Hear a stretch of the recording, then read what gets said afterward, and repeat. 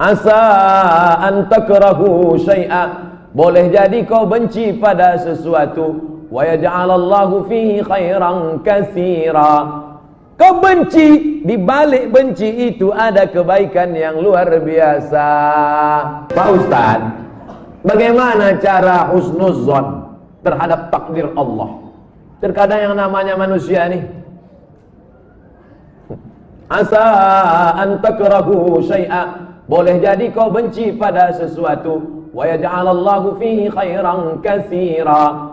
Kau benci, di balik benci itu ada kebaikan yang luar biasa. Ikut latihan paskibraka, sudah hampir mau, tiba-tiba batal. Sakit hati, benci, kenapa nasib begini? Rupanya skenario Allah indah. Dipanggil sama Pak Kapolres, diuruskan ke Jakarta. Terbang ke Jakarta. Takdir, rencana Allah jauh lebih indah daripada yang kita rencanakan. Tapi jangan gara-gara ini besok tidur jam 8 tarik selimut, kau tak pergi kerja, rencana Allah jauh lebih indah. Usaha, doa, tawakal, niat baik, cakap baik, buat baik, datang baik berarti dari Allah, datang tak baik, sabar, Allah sedang menguji.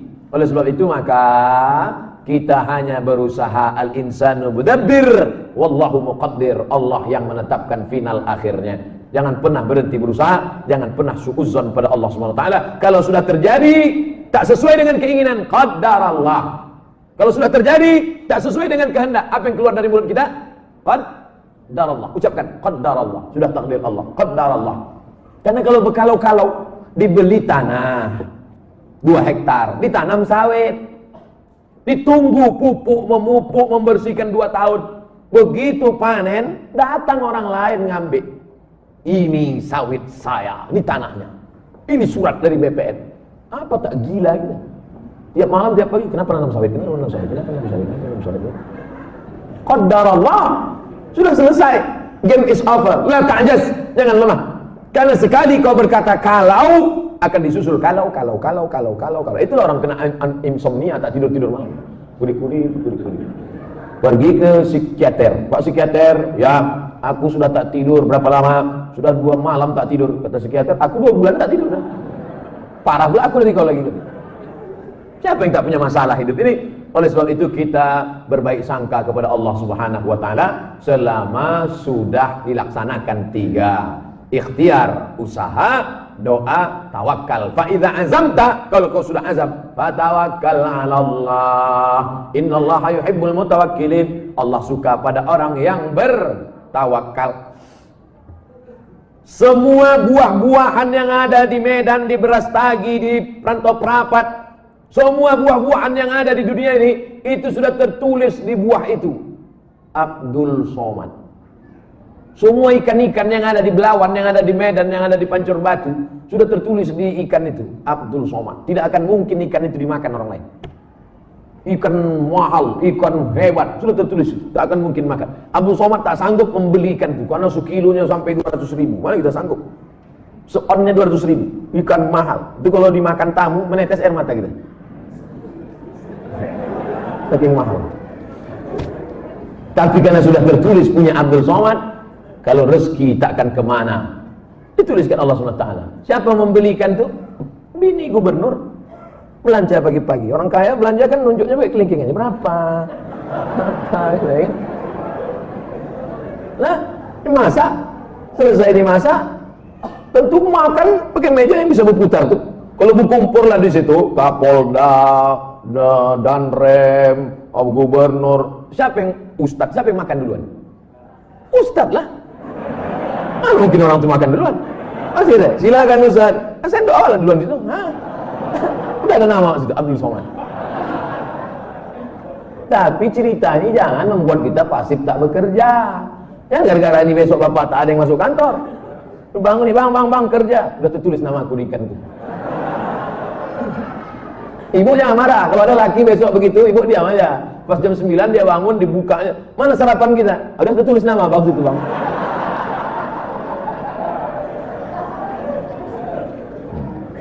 Orang yang pakai akal-akal, dia pakai akal juga kita balasnya. Tak main ayat hadis sama dia.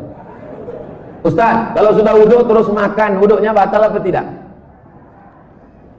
Mana pula makan batalkan wudhu? Kecuali makan sambil kentut. Makan tidak membatalkan wudhu. Beli buku judulnya Fikih Islam Sulaiman Rasyid. Saya ulang sekali lagi. Fikih Islam Sulaiman Rasyid, bahasa Indonesia. Syekh Sulaiman Rasyid, orang Lampung, tamat dari Al-Azhar Mesir 1935. 10 tahun sebelum Indonesia merdeka dia sudah tamat Al-Azhar Mesir. Jabatan terakhirnya rektor di Lampung, IAIN Lampung. Fikih Islam simple sederhana, supaya tahu mana rukun, mana syarat, mana wajib, mana makruh, mana membatalkan. Setiap rumah mesti punya buku ini. Ini fikih yang simple, murah, harganya 40.000. Kalau naik saya tak tanggung jawab.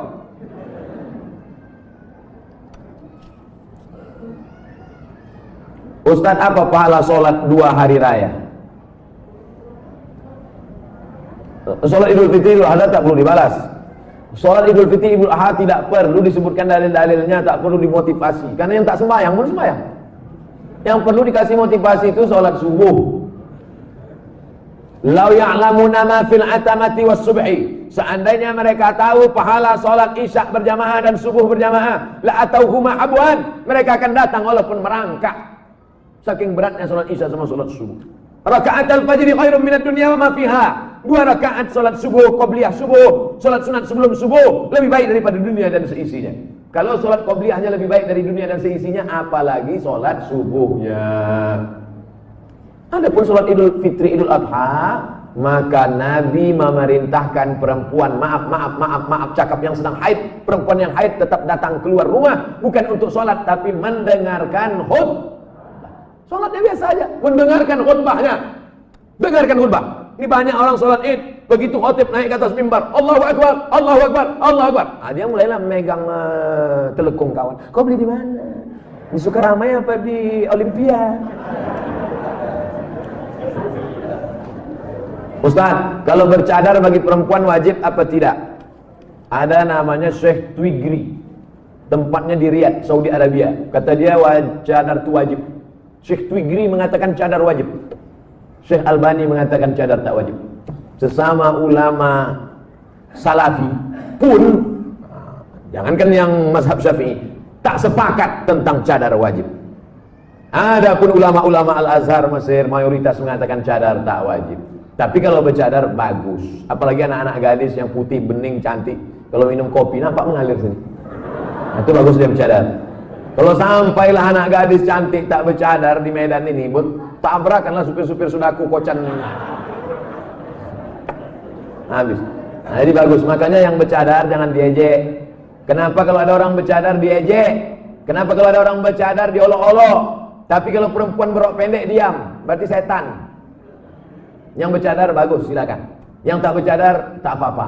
Jangan antara yang bercadar dengan bercadar saling ejek-mengejek. Kalau kalian yang bercadar mengejek yang tak bercadar, yang tak bercadar mengejek yang bercadar, yang ketawa yang tak bercelana. Nah, oleh sebab itu mari kita jaga. Selama dia tak keluar dari Ahlus Sunnah wal Jamaah, maka tak boleh saling caci, mencaci, maki, memaki. Pandangan dari syariat Islam tentang mewujudkan kemerdekaan yang hakiki. Merdeka kita tidak didikte orang lagi. Dulu kita didikte, ditunjuk-tunjuk kiri oleh Belanda dan Jepang. Belanda sudah pulang, Jepang sudah pulang. Hiroshima, Nagasaki dibom oleh Amerika, pontang-panting Jepang balik. Dan kita sekarang sudah merdeka. Masih ada bangsa yang belum merdeka. Palestina masih dijajah Israel, laknatullah alaihi. Uighur masih dijajah. Rohingya masih dijajah. Patani masih dijajah. Septa Melilia masih dijajah. Kita sudah merdeka. Bangsa Indonesia di pembukaan Undang-Undang Dasar atas berkat rahmat Allah yang Maha Kuasa dan keinginan luhur bangsa Indonesia. Dengan ini menyatakan kemerdekaan. Karena penjajahan di atas dunia harus dihapuskan karena tidak sesuai dengan pri kemanusiaan dan pri keadilan. Bebas dari penjajah sudah, tapi kita perlu lebih hebat lagi. Bebas mengatur hasil alam kita untuk kita, supaya anak-anak kita tidak lagi memikir ada anak yang bunuh diri karena tidak bayar SPP, malu diejek kawan-kawannya. Padahal mestinya pendidikan gratis, 20% sudah dialokasikan pemerintah. Ada orang yang mesti ngantri hanya untuk mencari pekerjaan sebagai driver transportasi online. Bukan hina pekerjaan ini, halal, baik, tapi tak layak dengan strata pendidikan mereka yang tinggi. Oleh sebab itu maka kita tak boleh merasa puas, tapi bukan ajang untuk caci mencaci, celah mencela. Ini tanggung jawab kita bersama. Mudah-mudahan kita merdeka dari kebodohan, merdeka dari uang sekolah yang mahal, merdeka dari tidak ada kesempatan kerja, sehingga tahun ke depan menjadi lebih baik insyaallah. Amin ya rabbal alamin.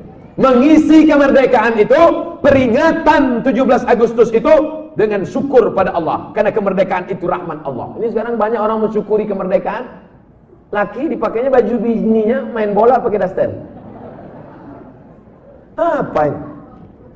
Pejuang kita dulu potong panting mengusir Belanda, dia potong panting pakai baju bini. Saya tidak bertanya, saya hanya mohon doa agar anak saya jadi hafiz Quran yang rendah hati, suka bersedekah serta bermanfaat bagi umat. Tidak hanya yang minta request ini, semua anak-anaknya nanti, baik yang sudah lahir maupun belum lahir, maupun yang emaknya belum dapat. Yang lajang-lajang ini, yang berondong-berondong, saya doakan nanti semua di akhir majelis semuanya mendapatkan kebaikan insyaallah. Amin ya rabbal alamin. Ringkas saja Pak Ustaz, saya mohon Ustaz jabarkan tentang Nabi Ibrahim yang walaupun ayahnya kafir, beliau sangat santun terhadap orang tuanya. La illam tantahi Ibrahim, kalau kau tidak berhenti menceramahi aku, kalau kau tak berhenti mengajak aku menyembah Allah, la arjumannaka, aku lempar kau pakai batu sampai mati Ibrahim. Ada ayah orang Medan gini? Rasanya tak ada. Kalau kau tak berhenti menceramahi aku Ibrahim, la arjumannaka, aku lempar kau pakai batu. Wahjurni maliya, pergi kau dari sini, tinggalkan rumah ini, tinggalkan kampung ini, maliya, untuk waktu yang lama, usah kau balik-balik lagi. Apa jawaban Ibrahim alaihissalam? Salamun alaika, selamat untuk ayah. Astaghfirulaka rabbi, aku akan mintakan ampun kepada Allah atas dosa-dosamu wahai ayahku. Innahu kana bi hafiya, Allah itu mengabulkan doaku. Kalau anda berbakti pada orang tua, dibalas Allah mendapat anak yang berbakti juga. Apa balasan Allah terhadap budi baik Ibrahim? Dapatnya 2. Kau buat 1, ku balas 2. Ibrahim dapat balasan 2. Lahirlah Ismail dengan dites Ibrahim, dibawanya pisau. Ya bunayya, wahai anakku, inni ara fil manam, aku tengok dalam mimpiku malam tadi, anni azbahuka, aku menyembelih lehermu. Fanzur ma'za tara, apa pendapatmu? Bapak kalau mau ngetes anak bapak sesoleh anak Ibrahim, balik dari sini ambil pisau. Ya bunayya, wahai anakku, anni ara fil manam, aku tengok dalam mimpiku malam tadi, anni azbahuka, aku sembelih lehermu. Fanzur ma'za tara, what is your opinion oh my son? Gila ya katanya. Apa jawab Ismail? Ya abati, wahai ayahku, if'al ma tu'mar, laksanakan apa yang diperintahkan Allah. Satajiduni insyaallah minas sabirin, insyaallah aku menjadi anak yang sabar. Dosa minum khamar boleh jadi di dunia tak dapat di akhirat dibalas. Dosa sabu-sabu boleh jadi di dunia tak dapat di akhirat dibalas. Tapi dosa durhaka pada orang tua, dua-dua dapat. Di dunia dapat, di akhirat dapat. Waspadalah.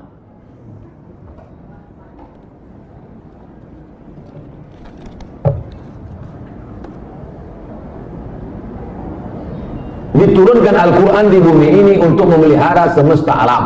Kenapa tak ada keinginan Ustadz menjadi pemimpin umat di birokrasi? Mancing-mancing.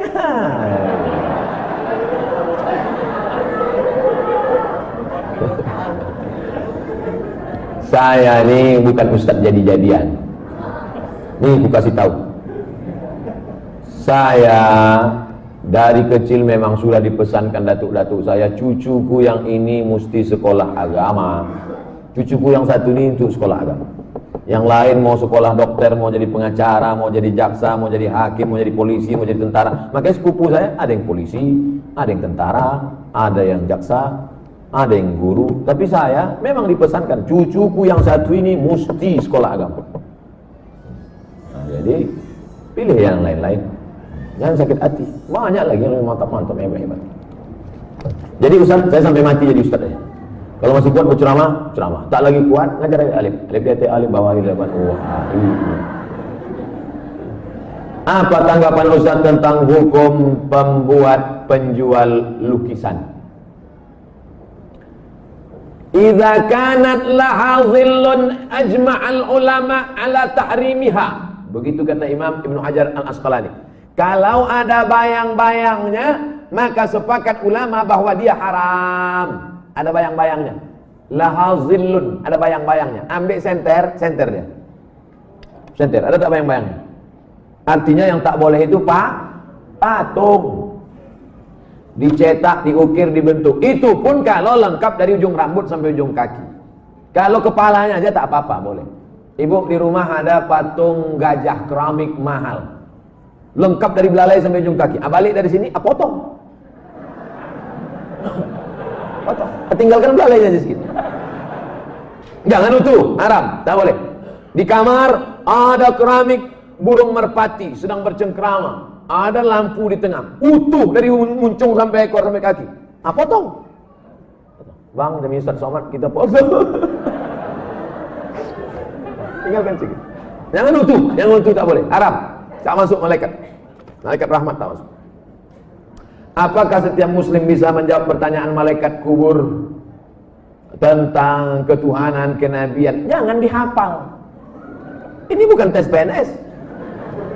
Ini bukan SNMPTN, seleksi nasional masuk perguruan tinggi negeri. Yusabbitullahu alladhina amanu bil qawli tsabit. Yang dibuat Allah bisa menjawab itu karena istiqamah, berjamaah, beramal soleh. Illal ladzina amanu wa amilus shalihat. Ini yang dia kalau dari sekarang. Man rabbuka? Allah. Man nabiyuka? Rasulullah. Man imamuka? Kau tak sembahyang ke masjid ada? Udah kuapal semua, kecil sudah. Udah dapat bocoran soal. Ini bukan ini otak-otak ini. Yusabbitullahu alladhina amanu bil qawli tsabit. Yang bisa menjawab itu diistiqomahkan karena dia istiqomah di sini, istiqomah pula dia di sana.